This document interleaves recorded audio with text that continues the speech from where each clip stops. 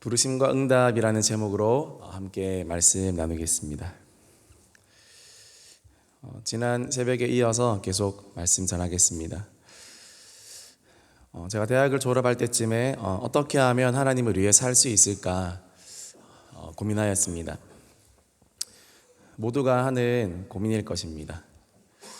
개인적으로는 선교사로 나가고 싶다 그런 생각을 가장 많이 하였고, 그리고 책도 많이 읽었습니다. 그 당시 디모데 지체들 중에 꽤 여러 명의 형제들도 막연하지만 선교사로 살고 싶다 그런 형님들 또 그런 동생들의 고백을 저는 많이 들었습니다.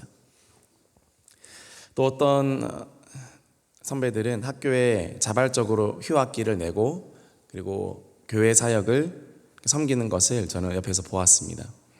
보통 아르바이트를 하거나 또는 시험을 준비하거나 또는 그냥 쉬고 싶거나 또는 학점이 안 맞거나 그래서 휴학기는 내어도 오롯이 내가 교회에서 일을 하기 위해 또 교회를 돕기 위해서 휴학을 내는 청년들은 오늘날도 많지 않습니다. 그런데 저는 그런 귀한 형제들과 함께 신앙생활을 할 수 있어서 많이 배웠고 도전이 되었습니다. 근데 그 중에 선교사로 나간 사람은 아무도 없고 다 우리 열심히 다니고 있습니다. 그런데 지금 돌아보면 대흥교회에서 이루어지고 있는 사역은 어떤 웬만한 선교지 못지않다. 그리고 때로는 선교지보다 더욱 깊은 사역이 이루어지는 현장이 바로 이 교회가 아닌가. 선교지보다 더 선교지 같은 곳, 더 많은 사명과 역할이 있는 곳, 그곳이 바로 교회다라는 생각을 할 때 하나님은 이미 저희들의 소망을 이루어 주시고도 남았다 그렇게 생각하게 됩니다. 담임 목사님께서는 항상 영혼 사역의 중요성을 말씀해 주셨습니다. 예나 지금이나 항상 영혼에 대해서 그리고 교회의 가치를 알고 그리고 교회를 붙들고 돈 몇 푼, 시간 몇 푼이 아니라 인생 전체를 하나님과 교회에 내어놓으라. 인생 내어놓으세요. 이 강력한 말씀을 그 당시 청년들에게 해주셨고, 그리고 하루 4시간씩 기도해라. 하루 4시간씩 기도해라 이놈들아, 이렇게 강하게 권면해 주셨습니다. 그 당시 청년들에게는 도전이자 또 동시에 부르심이었다고 생각합니다. 많은 청년들이 그 부르심에 이렇게 자기 생각을 말하는 것이 아니라 더욱 순전히 응답하려고 하고 그리고 공동체적으로 더욱 함께 나아가기로 결단하는 모습을 보기도 했고, 또 어느 해는 담임 목사님이 너희들 3일 금식 해봤냐? 아무도 절레절레 으이구 그렇게 한마디 하셨는데 모든 디모데 지체가 그날부터 3일 금식에 돌입하기도 했습니다. 그렇게 배워갔습니다. 그때부터 부족하지만 나도 더 하나님께 더욱 인생을 내어드리고 싶다 더욱 소원하며 기도하였습니다. 믿음의 공동체가 없었더라면 아마 그런 생각도 하지 않았겠죠. 그래서 내 옆에 누가 있는가, 정말 믿음의 사람이 내 주변에 있는가가 정말 중요한 것 같습니다. 친구도 그렇고 동역자도 그렇고 함께 바라볼 수 있는 사람, 내 아내도 그렇고 함께 하나님의 꿈을 꾸고 또 교회의 꿈을 꾸고 같은 목적을 바라보는 그런 동지들이 있다는 것이 얼마나 귀한 일인지 모르겠습니다. 누구든지 혼자 인생 사는 법은 아무도 없는 것 같습니다. 그 어떤 믿음의 사람들도 절대 혼자가 아니었습니다. 바울도 그 혼자 그렇게 된 게 아닙니다. 수많은 믿음의 동료들이 있었기에 바울이 된 것입니다. 여러분, 믿음의 공동체를 더욱 사랑하고 더욱 붙잡기를 주님의 이름으로 축복합니다. 제가 대학교 4학년 졸업을 앞두고 진지하게 앞날을 위해서 기도하고 있을 때 교회 일을 좀 도우면 어떻겠냐고 담임 목사님께서 말씀해 주셔서 기쁜 마음으로 응답할 수 있었습니다. 눈에 보이지 않는 하나님을 섬길 수 있는 가장 확실한 방법은 눈에 보이는 예수님의 몸된 교회 공동체를 섬기는 것이리라 그렇게 믿어졌습니다. 그때부터 교회 직원분들을 따라다니면서 이것저것 돕기도 하고, 작은 일이지만 교회 일도 돕고, 아침에 교회 청소하는 것도 돕고, 운행도 하고, 공부방과 CMS 수업도 같이 섬길 수 있었고, 제자비전 사역도 같이 섬길 수 있었습니다. 주를 위해 사는 것이 무엇인가 고민했을 때 실제적으로 더 정말로 알 수 있어서 감사했습니다. 주를 위해 산다는 것은 내가 어떤 나의 것들을 펼치거나 또는 내가 원하는 길로 그냥 내 생각대로 가는 것, 그런 것이 아니라 교회가 필요한 일을 하고, 그리고 또 영혼에게 필요한 일들을 하고, 또 필요한 장소에 있어주는 것, 단순히 거창하지 않지만 정말 간단한 단순한 그런 복잡하지 않은 일이라는 것을 더욱 알게 되었습니다. 시간이 흘러서 목회자로서의 그런 부르심을 들었을 때 저는 옷을 갈아입는다는 생각으로 결단하게 되었습니다. 난 옷을 이제 갈아입는구나. 그렇게 생각하고 신학교에 입학을 했습니다. 보통 신학교에 이제 들어가면 많은 엄청난 큰 어떤 소명, 그리고 부르심, 또는 뭐 사고를 겪어서, 또는 병중에 기적적으로 나아서, 아니면 위에 아버지 어머니가 날 때부터 서원을 한다든지, 각자의 스토리가 너무너무 다양합니다. 돌다가 하나님이 보내셨어요. 그런 식으로. 저는 별로 할 말은 없었습니다. 나는 그냥 왔는데, 이렇게 저는 이야기했습니다. 왜냐하면 저는 교회를 위해서 언제든지 내 인생이라는 옷을 갈아입을 수 있는 사람. 저는 요셉은 절대 아니지만 창세기의 요셉을 보면 그의 인생의 옷이 시즌마다 바뀌었다는 것을 알 수 있습니다. 아버지가 입혀준 채색 옷에서 나중에는 노예의 옷차림으로, 나중에는 죄수의 옷차림으로, 그리고 나중에는 총리의 옷차림으로 바뀐 것을 알 수 있습니다. 그런데 그 어느 것 하나 자기가 선택해서 입을 수 있는 옷은 하나도 없었습니다. 종종 제가 세벨이한테 옷 입을 때 이야기합니다. 주는 대로 옷 입으라고. 너만의 스타일을 너무 고집하지 말라고. 거의 3살 때부터 이제 청바지만 입겠다고 계속 고집을 하고, 자기 좋아하는 옷 스타일만 계속 입겠다고 울고 떼쓰고. 우리 어린이들 정신 차리길 바랍니다. 네. 어린이들 뽀로로 너무 집착하지 마시고 자기 스타일 너무 좋아하지 마세요. 벌써부터. 자기 수저 꼭 다 있어야 되고, 식당 가도 어린이 수저 없나요? 묻고, 그런 거 절대 안 됩니다. 자기 스타일 없으면 없는 대로, 있으면 있는 대로. 인생을 살다 보면 내가 원하는 옷이 아니라 하나님이 입혀주시는 인생이라는 그 옷을 입고 우리가 살아가야 할 때가 훨씬 많다라는 사실을 우리는 알아야 됩니다. 요셉이 그러했고 또 다윗이 그러했습니다. 다윗도 목자의 옷을 입었다가 훗날에는 도망자의 옷을 입었고 나중에는 왕복을 입기도 하였지만, 그 어느 것 하나 자기가 선택한 옷이 있었습니까? 내가 왕복 입고 싶다고 언제 말했습니까? 아니면 내가 죄수 도망자의 의복을 내가 입겠다고 말했나요? 하나님이 입히시면 입고 하나님이 벗기시면 맨몸으로도 매서운 바람 맞고 서 있어야 되는 겁니다. 여러분, 하나님이 여러분에게 입혀주신 옷은 무엇입니까?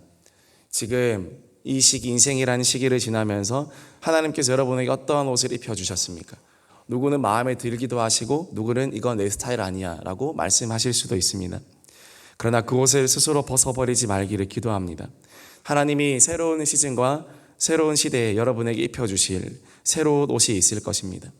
앞으로 여러분이 어떤 인생의 옷으로 갈아입게 될지 저도 모르고 여러분도 모르지만, 중요한 것은 여러분, 요셉의 옷은 변했지만 요셉은 변하지 않았습니다. 다윗의 옷은 변했지만 다윗은 변하지 않았습니다. 하나님이 여러분을 보고 중요하게 생각하는 것은 여러분이 어떠한 옷을 입고 있는가가 아닙니다. 여러분이 누추한 옷, 남들이 인정하는 옷 또는 인정하지 않는 옷을 입고 사는가가 나에게는 중요하지만 하나님은 중요하지 않다라는 거예요. 하나님이 어떠한 옷을 입혀 주었을 때도 그 옷을 겸허히 입고 여전히 하나님을 소망하는 사람인가, 여전히 추운 감옥에서도 또 쫓기고 있는 동굴과 황량한 사막 한가운데서도 나라는 사람은 과연 여전히 하나님을 소망하고 있는 것인가? 여러분, 남들이 인정해도 괜찮고 남들이 인정해주지 않아도 괜찮습니다. 하나님께서 그 옷을 입혀주신 것이라면요.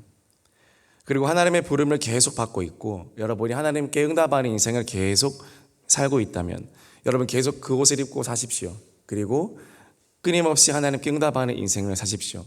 그렇다면 하나님께서 여러분의 옷이 아니라 여러분의 인생을 바꾸어 주시고 여러분의 인생을 들어 사용하여 주실 줄 믿습니다.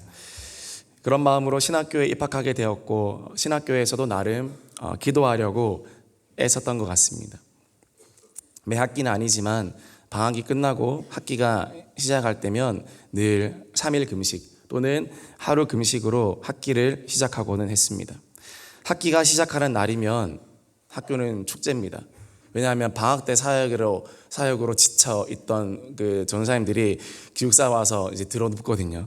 너무 힘들었다 그러면서 치킨 시켜라, 콜라 가져와라 하면서 거하게 회포를 딱 풀고 해야 되는데 이제 금식한다 이러면 완전 그 방에서 이제 매장되고 박정우 재미없다, 또 저런다, 이기적이다 이제 그런 말 계속 듣고 살아야 됩니다.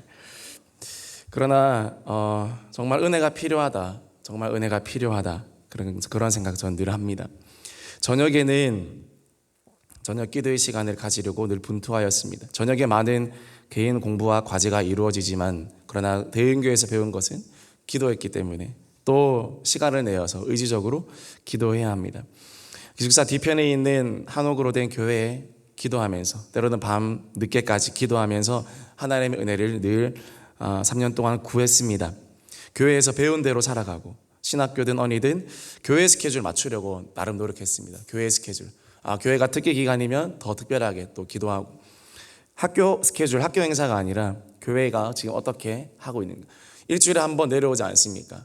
교회 스케줄들 안 살면 교회 올 때 낯섭니다. 생소합니다. 나도 열심히 교회 스케줄 따라 살면 교회 와도 괜찮습니다. 그러자 몇 명의 친구들도 같이 따라와서 기도하게 되고 아무도 나를 보는 이가 없기 때문에 더욱 몸부림치지 않으면 안 되는 시간들이었습니다. 그냥 그렇게 저는 신학교를 다녔고 그리고 그렇게 졸업할 수 있게 되었습니다. 그러나 여전히 저는 생각하기를 주님, 저는 어떤 목회자입니까? 저는 어떤 목회자로 더 살아야 될까요? 이런 기도도 많이 하고 또 하나님의 도움을 많이 구했습니다. 하나님께서 저에게 어떤 목회자가 되고 싶냐라고 묻는다면 저는 이렇게 답할 것 같습니다. 하나님, 자막 준비. 정명철 담임 목사님처럼 참된 제자의 정신과 하나님과 교회에 신실하고 충성스러우며 윤용태 목사님처럼 음악과 예배 사역과 기계의 조예가 깊으며 김성환 목사님처럼 뚝딱뚝딱 일적인 센스가 넘쳐나고 괄호 열고 선교사 체질 라마 전사님처럼 영혼에 대한 깊은 사랑과 또 카리스마 있는 리더십과 함께 장미라 전사님처럼 꾀꼬리 같은 목소리와 찬양의 은사를 가지고 성유빈 전사님처럼 친근하고 또 중국어와 영어에 능숙한 그런 목회자가 저는 되고 싶습니다. 저는 그렇게 생각하고 늘 하곤 했습니다. 그러나 지금 무엇보다 원하는 것은 정말로 성령으로 충만한 그런 목회자가 되고 싶다. 진짜 목사가 되고 싶다. 그렇게 생각하고 정말 제자가 되고 싶다. 그렇게 저는 기도합니다. 저는 지금 대흥교회 목회자로 올해로 9년째로 접어들었습니다. 벌써 9년째인가. 정말 시간이 빠르게 지나갑니다. 그러나 행복합니다. 그리고 감사합니다. 그리고 좋습니다. 정말 많은 것들을 배워왔습니다. 또 교회의 가치와 또 교회에 대한 사랑과 또 영혼의 가치와 영혼에 대한 사랑과 기도와 헌신과 많은 것들을 배웠고 배워가고 있습니다. 대흥교회는 제가 하나님을 만나서 회복되고 치유받고 변화된 현장입니다. 그래서 요즘 저의 기도 제목은 제가 만나는 모든 영혼들도 하나님을 만나서 회복되고 치유받고 변화되는 것입니다. 그러면 저는 정말 행복할 것 같습니다. 저는 열심히 따라하려고 했습니다. 그래서 저도 한 영혼을 위해서 3일 금식하고 참 그런 일들이 참 많았습니다. 무슨 일을 하지 않아도 기도해 주는 것, 그 영혼을 위해 기도해 주는 것, 저는 그 마음을 더 배우기를 원합니다.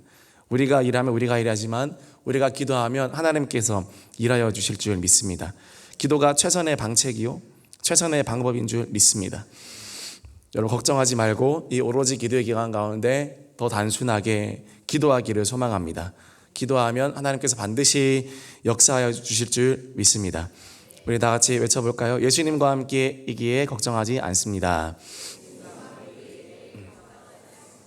대은교회와 함께하기에 걱정하지 않습니다. 나를 부르신 이가 하나님이시기에 걱정하지 않습니다. 나는 그분의 부르심에 성실히 응답하겠습니다. 아멘. 제가 이런 이야기를 하면 특별히 우리 청년들은 그러면 무조건 교회 안으로 들어와서 직업을 가지고 일을 해야 한다는 말입니까? 이렇게 항상 반문하곤 합니다. 아닙니다. 각자의 부르심이 있지 않습니까? 하나님의 부르심에 민감하게 반응하십시오. 저는 이것을 제 부르심이라 믿고 선택하였습니다. 다 개인적인 겁니다. 그러나 여러분, 교회와 함께 꿈을 꾸는 것에는 절대로 타협함이 없어야 하는 것입니다.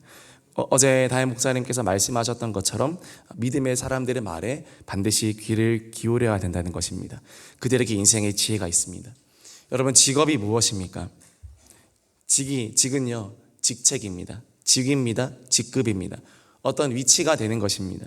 어떤 자리에 오르는 것이고, 나 자신이 아니라 내가 서 있는 위치입니다. 나 자신이 아니라 내가 서 있는 위치가 혹은 나에게 주어진 책임과 고난이 바로 직입니다. 업은 뭡니까? 업은 이루어 나가는 거예요. 나 스스로가 나에게 부여한 사명과 임무고, 이거는 위치와는 상관이 없는 것입니다. 업은 사명이라는 것입니다. 여러분, 특별히 청년들은요, 묻습니다. 여러분은 직을 구하는 인생입니까? 아니면 업을 구하는 인생입니까? 요즘 우리의 현실이 무엇입니까? 직 때문에 살다가 죽습니다. 직 때문에 업을 이루지 못합니다. 우리 다임 목사님 하신 명언이 있습니다. 똥을 퍼도 제자가 되라. 똥을 퍼도 제자가 아프면 다르다. 여러분, 똥 퍼는 건 직이고 제자가 되는 거는 업입니다. 우리는 어디에 더 관심이 있습니까? 혹시 이 순서가 바뀌었다면 우리는 본질적으로 틀린 것입니다. 우리의 직은 바뀔 수 있지만 우리의 업은, 주님 나라의 사명은, 교회의 사명은요, 교회와 함께 꿈을 꾸고 제자가 되고 하나님 나라 비전 이루어가는 것은 주님, 여러분 바뀌지 않는 줄 믿습니다. 업은 곧 사명이기 때문입니다. 직과 업을 바꾸어 놓으면 안 됩니다. 우리 제자 비전에도 또 교회에도 많은 우리 선교사님들 또 우리 여러 일꾼들이 계시는데 어떻게 보면 업을 위해서 직을 선택한 겁니다. 업을 위해서 직을 선택한 겁니다. 직이 업을 따라가는 것이지 업이 직을 따라가는 게 아니라는 사실입니다. 여러분, 특히 청년들, 정말 직도 중요하지만 무엇보다 중요한 건 업입니다. 하나님 여러분에게 주신 사명입니다. 대은교회에서 자라게 하셨고, 대은교회의 비전을 알게 하셨고, 대은교회의 가치를 알게 하신 여러분에게 하나님이 어떠한 업과 사명을 주셨는지를 알게 된다면 여러분의 직도 분명하게 여러분 하나님 앞에 잘 인도함 받을 것입니다. 저는 개인적으로 목사라는 직이 주님의 업을 이루기에 좋겠다 생각했습니다. 여러분도 여러분 직이 다 있습니다. 여러분의 직으로 여러분의 주님의 업을 이루는 도구가 되기를 소망합니다. 다니엘처럼, 다윗처럼, 요셉처럼 그들의 직은 다 달랐습니다. 총리였고 왕이었고 평신도였습니다. 그러나 그들의 사명은 다 같았습니다. 누구나 사명자로 살고 누구나 제자로 살아갔습니다. 우리도 그렇게 살게 되어지기를 주님의 이름으로 축복합니다. 마태복음 6장 33절 말씀 우리 같이 읽겠습니다.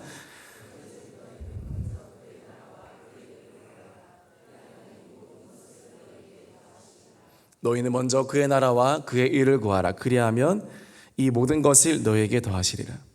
말씀 마무리하겠습니다. 저와 여러분 오늘도 하나님의 정직한 부르심 앞에 정직한 응답으로 나아가기를 소망합니다. 하나님께서 여러분을 통해서 영광 받게 될 줄 믿습니다. 우리 인생 진짜 목표가 무엇인지 생각합시다. 주님 나의 영광인지 아니면 주님의 영광인지. 기도하겠습니다.